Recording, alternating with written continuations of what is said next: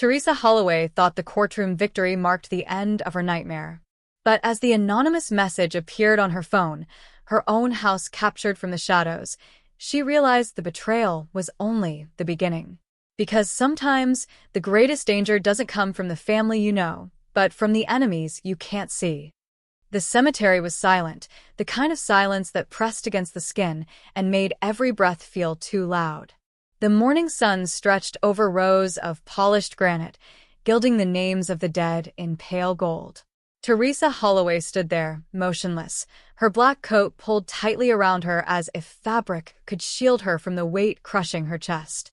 She traced trembling fingers across the cold headstone etched with her son's name, Caleb Holloway, gone at just 8 years old.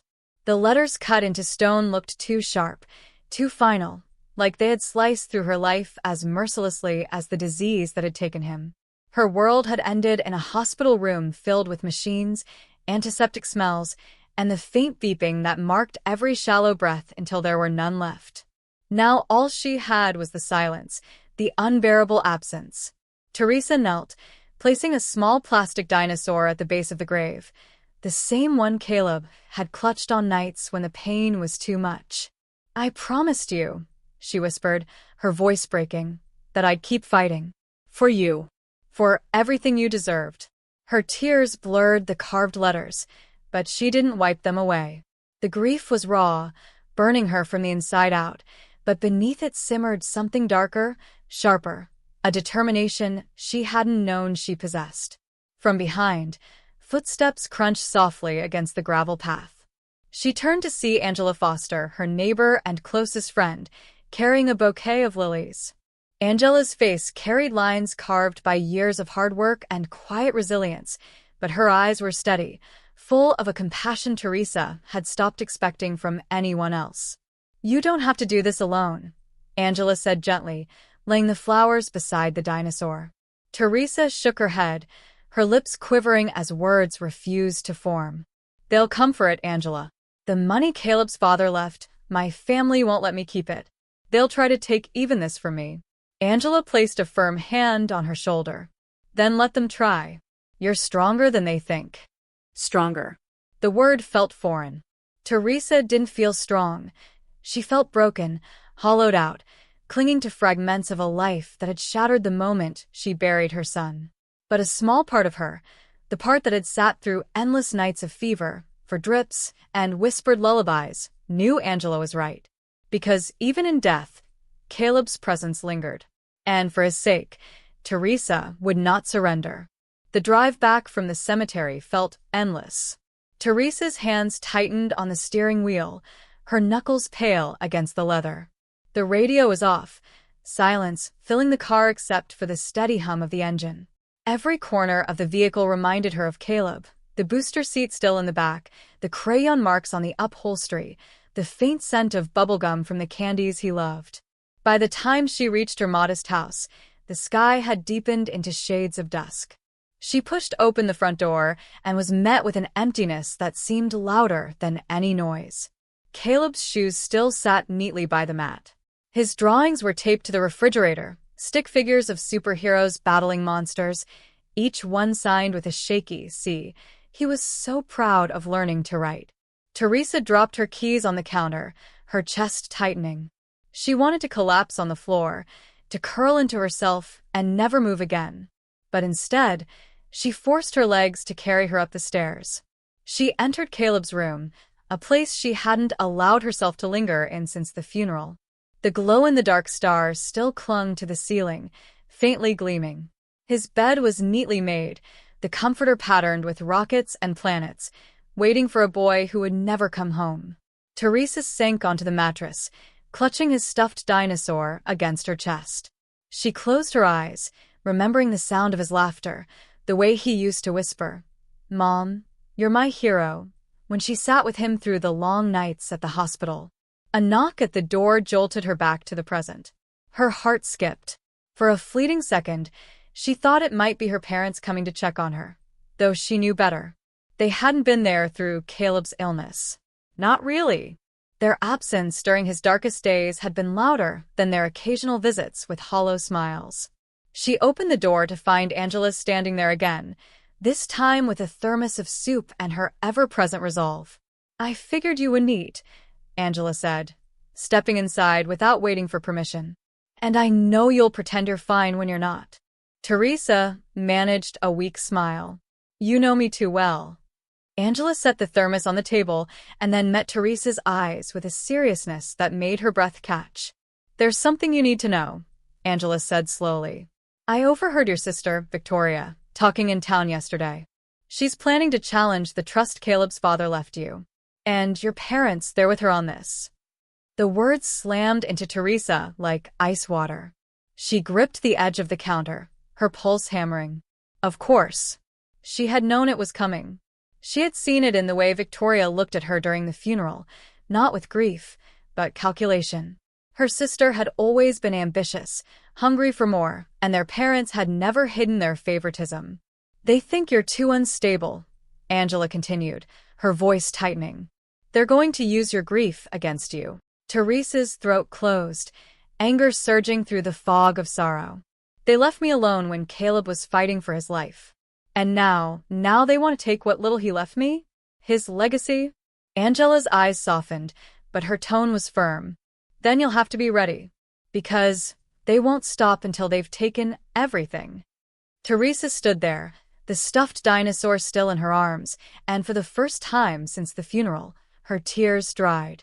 The grief remained, but something else rose alongside it, steel, sharp and unyielding. She whispered into the silence, almost to herself. "They'll regret underestimating me." 2 days later, Teresa sat in the living room, the blinds drawn against the bright morning light. The soup Angela had brought was still untouched in the fridge. Sleep had been scarce. Her nights were filled with Caleb's voice echoing through her dreams, and her days were haunted by the threat Angela had warned her about. The sound of a car door slamming outside snapped her back to the present. She peered through the blinds. A sleek black sedan sat in her driveway, its polished surface gleaming. Her stomach twisted. She didn't need to see who stepped out to know. The knock came sharp and deliberate. When Teresa opened the door, her sister Victoria stood there, immaculately dressed in a cream coat, her blonde hair pulled into a severe knot. Behind her loomed their parents, Charles and Elaine Holloway, looking every bit the wealthy, self-assured couple they had always been. Teresa's pulse quickened. "What are you doing here?" Victoria's smile was practiced, too smooth to be genuine. "We're here out of concern, Tess. You've been fragile since Caleb's passing. We think it's time to talk about the trust." The word trust left her lips like a poison, and Teresa's grip on the door tightened. "My son's legacy isn't up for discussion," Teresa said, her voice low but steady. Charles stepped forward, his expression full of manufactured sympathy. "Teresa, sweetheart, this isn't about taking anything from you. It's about protecting you from yourself. Grief clouds judgment. We just want to ensure Caleb's inheritance is managed responsibly." "By you?" Teresa shot back, the bitterness in her voice surprising even herself. Elaine's eyes flickered, her mask slipping for a moment. "You're unstable. Everyone sees it. The crying, the isolation, the way you've let this house fall apart. How can you be expected to manage millions of dollars?" Teresa's breath hitched. There it was, their weapon, sharp and cruel. They were going to strip her down until she looked like nothing more than a broken woman unfit to protect her own child's memory. Victoria crossed her arms, her smile sharpening. "Sign over guardianship of the trust, Tess. Do the sensible thing, before we're forced to make this official." The silence that followed was heavy, broken only by the sound of Teresa's heartbeat in her ears. Her hand trembled, but she lifted her chin, meeting Victoria's gaze head-on. "No," she said simply.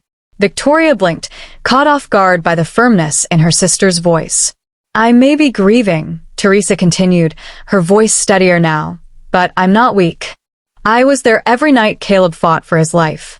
I was the one holding him, comforting him, researching treatments, begging doctors to try harder. Not you, not Mom, not Dad. Me, his mother." Her words cut the air like glass. For the first time, she saw her family flinch. "If you want a war," Teresa said, her voice cold, "you'll have one. But you won't win. Not this time." Victoria's smile faltered, and Charles's jaw tightened. Elaine's eyes burned with quiet fury, but none of them spoke. Teresa closed the door firmly in their faces, her hands trembling, her heart pounding, but for the first time in weeks, she felt alive. Because this wasn't just about money. It was about Caleb, about keeping the promise she had whispered at his grave. And she would burn her entire world to the ground before she let them steal that from her. The next morning, Teresa sat in the office of Daniel Mercer, a seasoned attorney with salt and pepper hair and eyes that didn't miss much. His shelves were lined with law books and framed certificates, but what caught her attention most was the quiet steadiness in his presence, a stark contrast to the storm raging inside her. Daniel leaned back in his leather chair, listening carefully as Teresa recounted everything. Caleb's death, her family's sudden appearance, their veiled threats, and their push to control the trust. When she finished, he steepled his fingers. "Teresa, what your family is attempting is a classic play. They're trying to declare you emotionally unfit to manage your late son's inheritance. If they succeed, the trust could be placed under their guardianship, and you'd lose all decision-making power."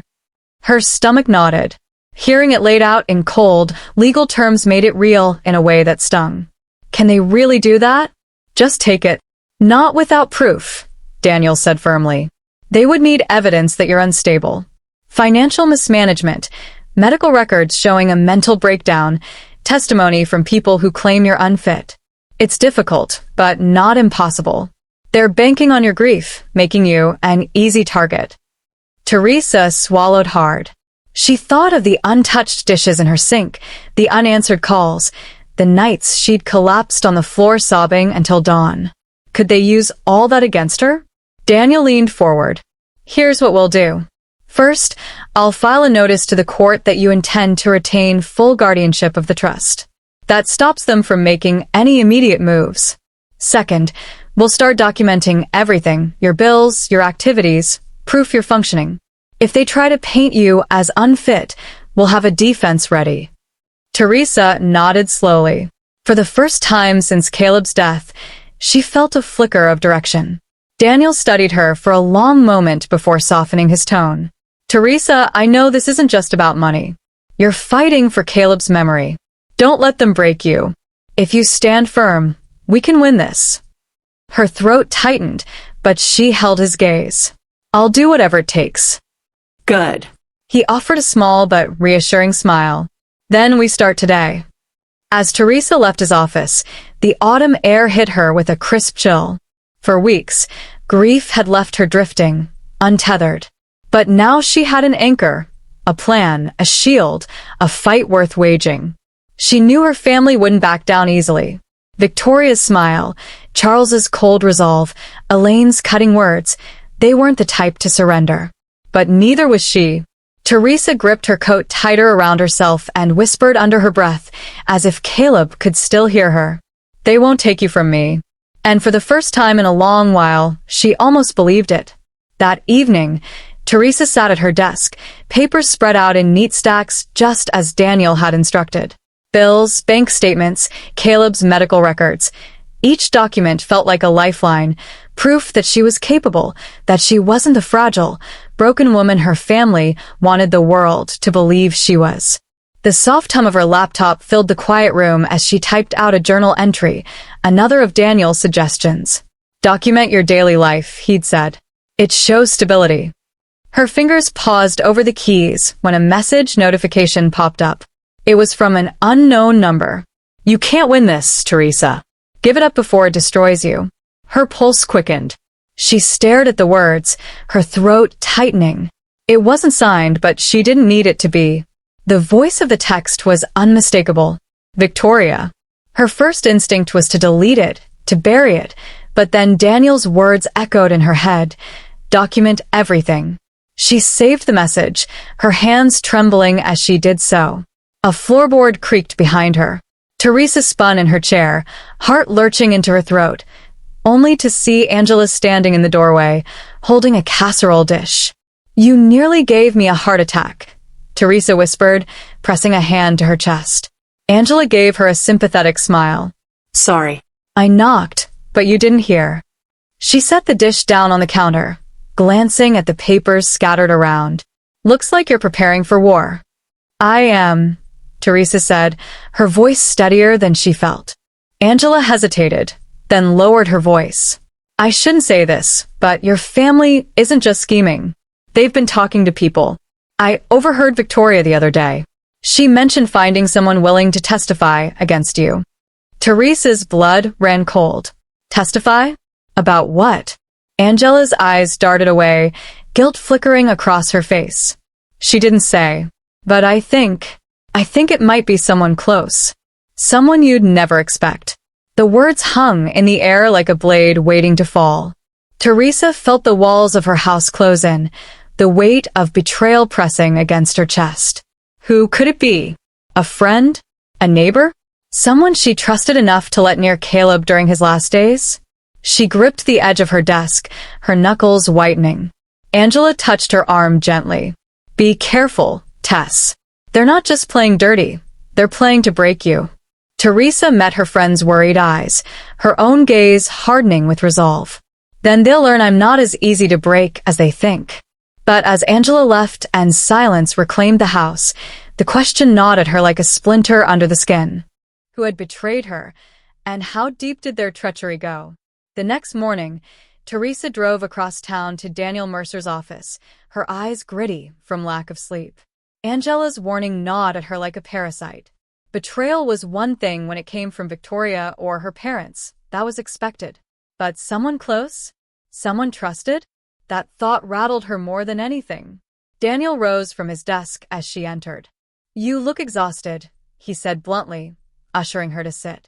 I got a text last night, Teresa said, sliding her phone across the desk. The screen still displayed the message. You can't win this, Teresa.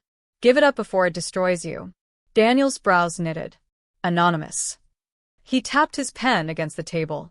And Angela said your family is lining up a witness? Teresa nodded. Someone close to me. Her voice faltered. Daniel, what if they're right? What if someone I trusted? He cut her off with a firm shake of his head. No. Don't give them that power. Betrayal feels personal because it's designed to feel that way. But remember, this is a strategy. They want to corner you, to destabilize you. We need to treat it like a chess game. He leaned forward, lowering his voice. Tell me, who's had access to your home since Caleb passed? Who's been inside, seen you at your lowest? Teresa's mind flipped through the names like cards in a deck. Angela, of course. But she'd risked so much to warn her. The neighbors friendly but distant. Her parents had barged in more than once. Victoria, and then a name surfaced like a ghost. Mark Ellison, Caleb's godfather. Her late husband's college friend, who had been supportive in the beginning, showed up with groceries and offered to help manage things. Her stomach twisted. Could it be him? Daniel was watching her carefully. You thought of someone. Maybe, she whispered. But I don't want to believe it. You don't have to believe it yet, Daniel said. You just have to be ready. I'll start pulling records, phone logs, court filings, anything your family has put in motion. Meanwhile, I want you to do something difficult. What's that? Act normal. Go about your days. Be seen living, functioning. No outbursts, no confrontations in public. If they're trying to paint you as unstable, the best weapon you have is composure. Teresa exhaled slowly, feeling both steadied and suffocated by his words. Composure. A word that felt foreign after weeks of grief. She rose to leave, and Daniel added, one more thing. If Angela's right, and someone close is feeding them information, don't confront them yet. Watch. Listen. Let them reveal themselves. As Teresa stepped into the sunlight outside, she felt the weight of Daniel's advice pressing on her shoulders. She had to become a different version of herself now. Not just a grieving mother, not just a woman under siege. She had to become someone who could outthink, outlast, and outplay them all. And as the autumn wind whipped around her, Teresa swore to herself that she would. 2 weeks later, Teresa found herself standing in the cold marble lobby of the county courthouse. The letter had arrived 3 days earlier. A petition filed by her family, formally requesting that guardianship of Caleb's trust be transferred to Charles Holloway for reasons of emotional instability and incapacity. Daniel met her at the entrance, holding a folder thick with paperwork. His expression was calm, but his eyes carried the sharp focus of a man preparing for battle. They moved fast, he said, walking her through the security line. Which tells me 2 things. 1, they think they have evidence. 2, they're counting on you crumbling. Teresa tightened her grip on her bag. I won't crumble. Good, Daniel said. Because this is where they'll start playing their cards. Inside the courtroom, the air was heavy with polished wood and hushed whispers. Teresa's stomach churned as she spotted Victoria at the plaintiff's table, dressed in a sleek navy suit, her posture radiating smug confidence. Beside her sat Charles, stiff-backed, and Elaine, whose eyes glinted with icy resolve. But it wasn't their presence that made Teresa's knees weaken. It was the man sitting 2 rows behind them, Mark Ellison, Caleb's godfather. His dark eyes met hers for a brief moment before sliding away, but the damage was done. Her heart plummeted. Angela was right. Someone close. Someone I trusted.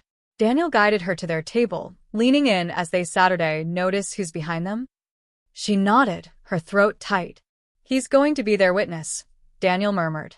We'll be ready. The judge entered, and proceedings began. Victoria's attorney wasted no time. He painted Teresa as a woman consumed by grief, erratic in her behavior, neglecting responsibilities, and therefore incapable of responsibly managing the sizable trust left in her son's name. When Mark was called to the stand, Teresa's pulse thundered in her ears. He walked confidently, like a man who believed he was doing the right thing. Mr. Ellison, the attorney began, you were close to the Holloway family, weren't you? Yes, Mark said. Caleb was my godson. I was there often, especially in his final months. And in that time, did you observe Mrs. Holloway's behavior? Mark's jaw tightened, but he nodded. Yes. She was unsteady, distraught, of course. But it went beyond grief. I saw her go without eating for days. Once she left the stove on all night. Another time, she collapsed in the kitchen and didn't answer her phone for hours. The words struck Teresa like physical blows. Each one true, each one a weapon. She felt exposed, stripped bare. Daniel leaned close, whispering, Don't react. Let him talk. The truth isn't weakness, it's humanity. We'll turn it. On the stand, Mark's voice wavered slightly. I care about Teresa. I really do. But she's not in a position to handle something like this. Caleb deserves stability. And that means placing the trust in capable hands. Victoria's satisfied smile burned into Teresa's vision. By the time the judge called a recess, Teresa's hands were shaking, but she held herself upright. Daniel gathered his papers quickly. They came out swinging, he said. But we expected this. Now it's our turn. Teresa swallowed hard, her eyes fixed on Mark as he avoided her gaze. She wanted to scream, to demand why he'd betrayed her, but Daniel's words rang in her head. Act normal. Composure is your weapon. So she simply lifted her chin, walked past him without a word, and told herself one thing as she stepped into the hallway. If Mark wants a war, then he's chosen the wrong woman to betray. Teresa stood by the courthouse window during the recess, her reflection fractured in the glass. Mark's testimony replayed in her mind like a cruel echo. Every word was carefully chosen, weaponized truths twisted to suit Victoria's plan. Angela approached with 2 cups of coffee, pressing one into Teresa's hand. Drink. Even warriors need fuel. Teresa gave a shaky laugh. He used everything against me. Things only he would know. That's what makes it betrayal, Angela said simply. But don't you see? His testimony proves one thing, that he was there. Which means we can show how much he ignored the bigger picture. Daniel joined them, flipping through his notes. Exactly. They built their argument on anecdotes. But we're going to counter with records, dates, receipts, medical reports, and above all, consistency. He looked at Teresa, his eyes sharp. You're not unstable, Teresa. You're a mother who fought through unimaginable grief. The jury needs to see that distinction. Back in the courtroom, the tide began to shift. Daniel called the hospital records administrator first. She walked the jury through documented evidence of Teresa's diligence, appointments kept, instructions followed, medications administered on time. Every line contradicted Victoria's picture of chaos. Mrs. Holloway was present at every major treatment milestone, the administrator confirmed. She signed off on all protocols and maintained communication with the staff daily. Whispers stirred in the gallery. Then Daniel turned his focus back on Mark.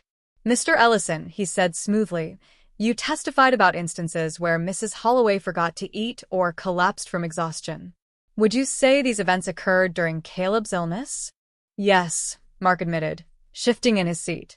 "And you also testified that you visited often, correct?" "Yes." "So, you saw a mother sacrificing her own well-being to keep her son alive? Not negligence sacrifice." Mark hesitated. The pause was damning. Daniel pressed harder. "Tell me, Mr. Ellison, during those nights you claimed she was hysterical, where were you? Did you sit by Caleb's bed?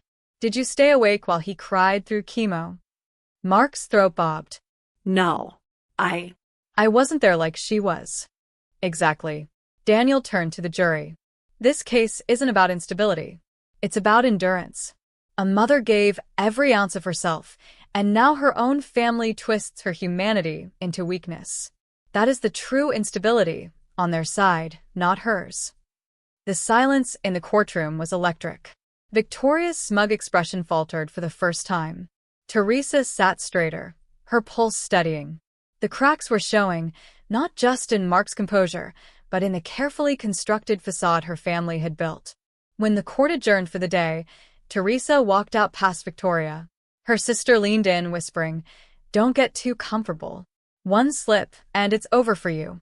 Teresa didn't flinch. For the first time, she saw Victoria clearly, not as the cold, untouchable figure she'd always feared, but as a desperate woman watching her scheme unravel. She glanced back at Daniel and Angela waiting for her, allies who had chosen her over blood. Victoria was wrong. She wasn't alone. And tomorrow, she would fight harder than ever. That night, Teresa sat at her kitchen table with Angela, the glow of the lamp illuminating stacks of papers Daniel had left for her to review. She was still buzzing with adrenaline from the courtroom, replaying the moment Victoria's mask cracked. For the first time, hope didn't feel fragile. It felt solid, like bedrock. Then the knock came. Heavy, deliberate. Angela glanced at her. "You expecting anyone?" Teresa shook her head, rising slowly. When she opened the door, Sheriff Dalton stood there, a folded packet in his hand. His eyes avoided hers, focused instead on the floorboards. "Teresa Holloway," he said, his voice gruff. "By order of the county court, you're being served." The papers slid into her hands like a weight made of lead. Emergency guardianship petition. Filed by her parents, alleging she was mentally unfit to manage her affairs, citing erratic behavior and delusional attachment to Caleb's memory. Her breath caught. "They're trying to have me declared incompetent?" Dalton's jaw tightened. "I don't make the rules. But I'm sorry, Teresa." He tipped his hat and walked away. Angela snatched the papers, scanning them. "They've escalated. They're not just after the trust anymore. They're after control of you." Teresa sank into her chair, the edges of her vision blurring. "They want to strip me of everything. My autonomy, my name, Caleb's legacy. Everything." Angela squeezed her shoulder. "Then we make tomorrow count. We hit back harder." But that night, sleep wouldn't come. Teresa paced Caleb's empty room, her hand brushing the glow-in-the-dark stars still clinging to the ceiling. His laughter seemed to echo faintly in her ears, and for the first time in weeks, tears flowed freely, unchecked. "Caleb," she whispered into the silence. "They want to erase me, but I won't let them erase you." The next morning, she entered the courthouse with Daniel and Angela at her side, determination etched into every line of her face. The hearing room was packed, her parents, Victoria, even Melissa, all seated together like a tableau of false concern. Judge Marion Peabody, stern and silver-haired, presided with cool authority. "These are serious allegations," she said, eyeing Teresa with measured scrutiny. "I will hear evidence from both sides." Her mother took the stand first, dabbing tears with a lace handkerchief. "Your Honor, we're only trying to protect our daughter. She's lost in grief, unable to make rational decisions. We fear for her well-being." Teresa clenched her fists under the table. The performance was flawless, calculated sobs, trembling voice. To the untrained eye, she looked like the embodiment of maternal concern. Her father followed, speaking with practiced calm. "We're not here for money. We're here for family.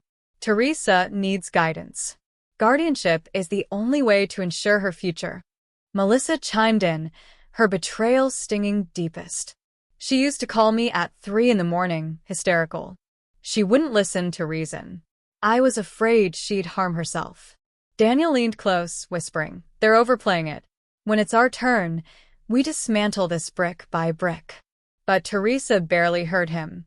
Rage was building, not the wild, destructive kind her family wanted the court to see, but a steady, contained fire. She lifted her gaze and met Victoria's eyes. For a split second, her sister's mask slipped again. The corners of her mouth twitched upward in the faintest smile, cold and triumphant. It was a look that said, "We've got you now." Teresa straightened in her chair, her heartbeat steady. They thought they had cornered her. But tomorrow, when Daniel brought out their evidence, the recordings, the witnesses, the paper trail, Victoria would regret ever letting her mask slip at all. And Teresa swore Caleb would not be silenced. Not now. Not ever. The courtroom buzzed with anticipation as Judge Peabody called for the defense. Teresa sat stiffly at the table, the words of her parents still echoing, unstable, irrational, unfit. They had painted her grief as madness, and for a brief, terrifying moment, she worried the judge believed them. Then Daniel stood. His calm was almost unnerving, the quiet confidence of a man who knew he held the match that could set the entire facade aflame. "Your Honor," he began, his voice resonant, "the petitioners present themselves as concerned family members. But concern does not explain the evidence I am about to show you. Concern does not justify exploitation. This is not guardianship. This is a hostile takeover." Gasps rippled through the gallery. Victoria stiffened in her seat. Daniel's first witness was the hospital records administrator. She testified that Teresa had never missed an appointment, had followed every medical directive, and had been Caleb's most reliable caregiver. "Our records show Mrs. Holloway was present every single day of her son's treatment," she confirmed. "There is no evidence of negligence or instability." Daniel let the words settle before continuing. "But there is evidence of something else." He pulled out a file and handed copies to the judge. 2 weeks ago, Ms. Victoria Holloway accessed Caleb's medical records without authorization, using an outdated emergency contact form. That is a direct violation of privacy laws. Victoria's face flushed crimson. Her attorney shifted uncomfortably, whispering urgently in her ear. Next came Angela. Her testimony was simple, steady, devastating. "I saw Teresa every day. I saw her researching new treatments when Caleb couldn't eat. I saw her tell him superhero stories to make him brave. I never once saw her falter. The only people absent were the ones sitting across this room now." Whispers surged again. Teresa's chest tightened, this time not with fear, but with gratitude. Then Daniel delivered his final blow. "Your Honor, we submit a recording captured just last night when Ms. Holloway visited my client's home uninvited." The audio played.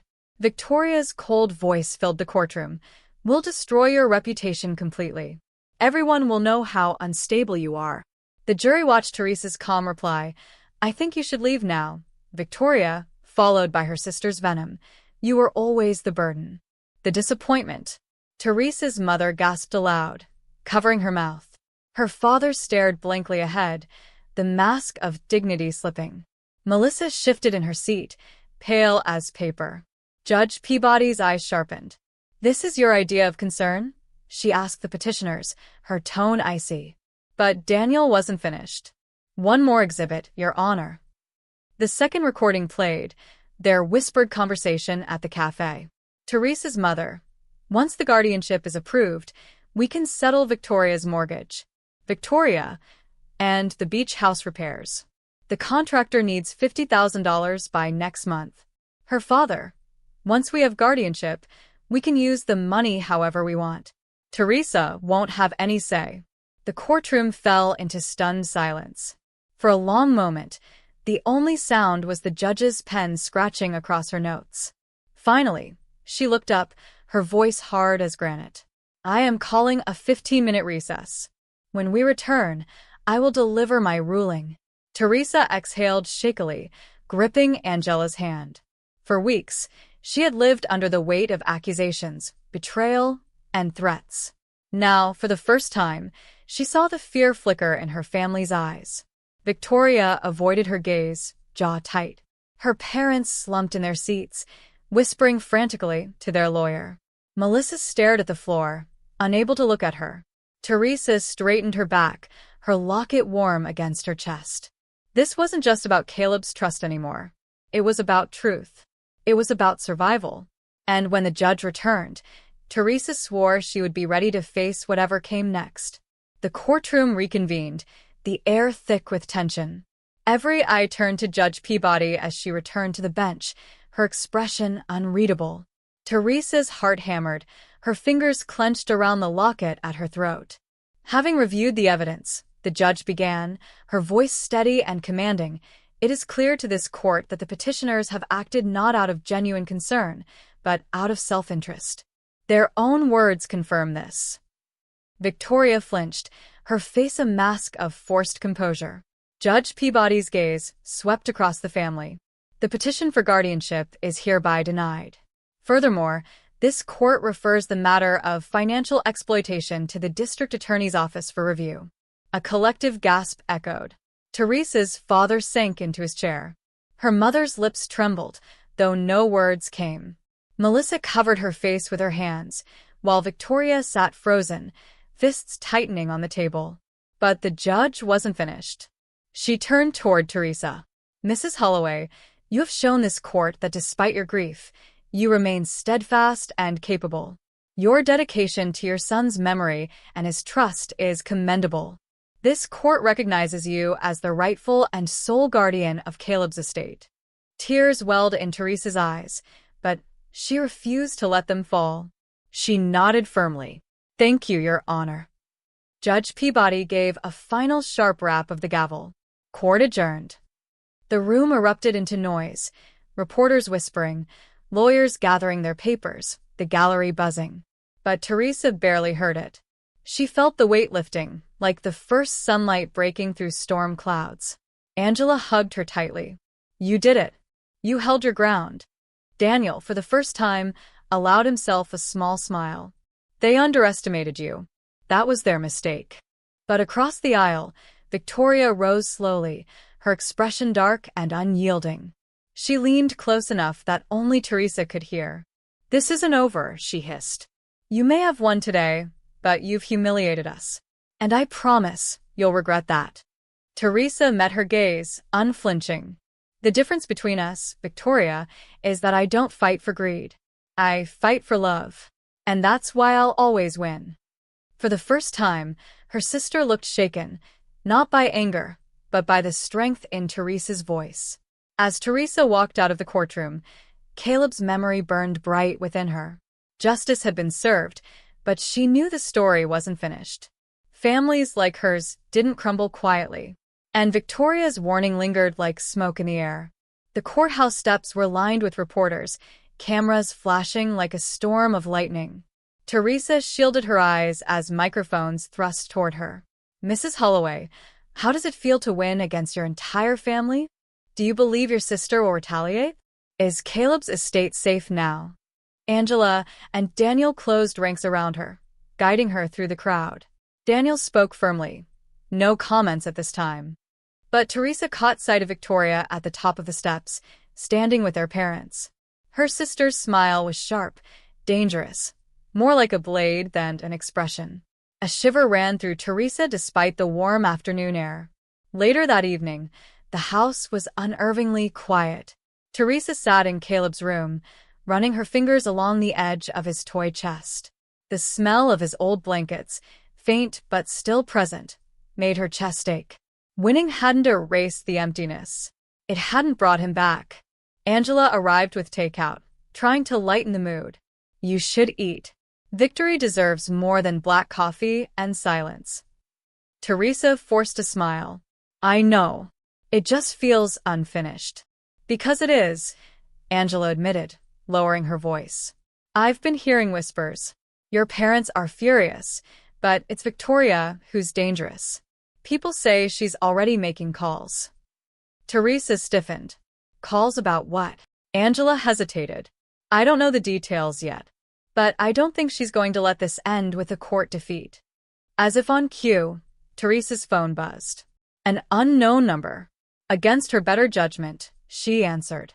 Enjoy your victory lap, Victoria's voice purred on the line. But you don't understand yet. That trust fund isn't the only thing at stake. You've made enemies outside this family, Teresa. Powerful ones. And when they come knocking, don't expect Daniel or your friend to save you. The call ended abruptly. Teresa's hands shook as she lowered the phone. Angela's eyes narrowed. What did she say? She's not bluffing, Teresa whispered. There's something bigger. Something I haven't seen yet. Daniel arrived minutes later, carrying a folder. You need to see this. He spread documents across the dining table, bank transfers, property deeds, names of shell companies. This is where your family's been hiding money siphoned from the estate. And it's worse than fraud. It links to people you don't want as enemies. Teresa stared at the names. A chill spread through her. Some were executives, others lobbyists, even politicians. The estate wasn't just wealth, it was leverage, a key to darker networks. Suddenly, Victoria's threat made sense. This wasn't about family pride anymore. Teresa had stepped into something far more dangerous. Her pulse quickened. She wasn't just fighting for Caleb's memory anymore. She was standing in the crosshairs of powerful forces who would stop at nothing to silence her. For the first time, Teresa wondered if she'd truly won it all. The documents spread across the table seemed to pulse under the lamplight, each name a doorway into shadows Teresa had never imagined. Angela leaned forward, pointing to one. This man, Robert Ashcroft. He's not just a businessman. He's been investigated for laundering money through charities. Twice. Charges dropped both times. Daniel tapped another. And this one, Carla Raines, a political strategist. She's funneled campaign money through shell companies connected to your family. This isn't just fraud. It's an entire network. Teresa's throat tightened. And my family's part of it? They're more than part of it, Daniel said grimly. They're gatekeepers. Caleb's trust was designed as a front to move funds around without scrutiny. The reason Victoria wanted it wasn't just greed. It was survival. Without it, the network collapses. The realization hit like a tidal wave. Her fight had never been about her supposed instability. It had been about control over something far darker. Angela glanced nervously toward the curtained windows. If this is true, we're sitting on dynamite. And if Victoria knows we've seen this, as if summoned by the thought, headlights swept across the driveway outside. A sleek black car idled, its engine rumbling low. Teresa froze, watching its silhouette through the blinds. Are you expecting anyone? Daniel asked sharply. No. The car didn't move. No one got out. Just a quiet, menacing presence. Angela whispered. They're watching you already. Teresa's stomach nodded. What do I do? I never wanted to be in the middle of something like this. Daniel's gaze was firm. You have two choices. Walk away and let them bury this. Or fight, knowing it won't just be about family anymore. It will be about survival. The car's engine finally roared to life, disappearing down the street. But the message was clear. They weren't alone anymore. That night, Teresa lay awake, Caleb's locket clutched tight in her hand. Memories of his laugh, his small arms around her neck, his whispered, I love you. Mommy drifted through her mind. She whispered into the darkness, I don't know if I'm strong enough for this. But deep down, another voice answered, the same one that had carried her through hospital nights, through funeral mornings, through every courtroom battle. You already are. By dawn, Teresa had made her decision. If her family thought she would cower, they were wrong. If the network believed she would stay silent, they had underestimated a grieving mother with nothing left to lose. And though fear still pulsed in her veins, so did resolve. The battle for Caleb's memory wasn't finished. It was only just beginning. The storm broke on a Friday evening. Rain lashed against the Holloway house, wind rattling the windows. Teresa sat at the kitchen table with Daniel and Angela, the evidence files stacked between them like a barricade. Suddenly, the power flickered. The lights died, plunging the house into shadow. Angela cursed under her breath. That's no accident. Before Teresa could respond, a loud knock shook the front door. 3 sharp raps. Authority in every strike. Daniel stood, motioning them back. He opened the door to reveal Victoria, soaked but smiling, flanked by 2 men in dark suits. Teresa, she purred, stepping inside uninvited. We need to talk. Teresa's pulse spiked. You're not welcome here. Oh, come now, Victoria said, brushing rain from her coat. After everything, you still think this is about family squabbles? Sweet sister, you've wandered into a world you don't understand.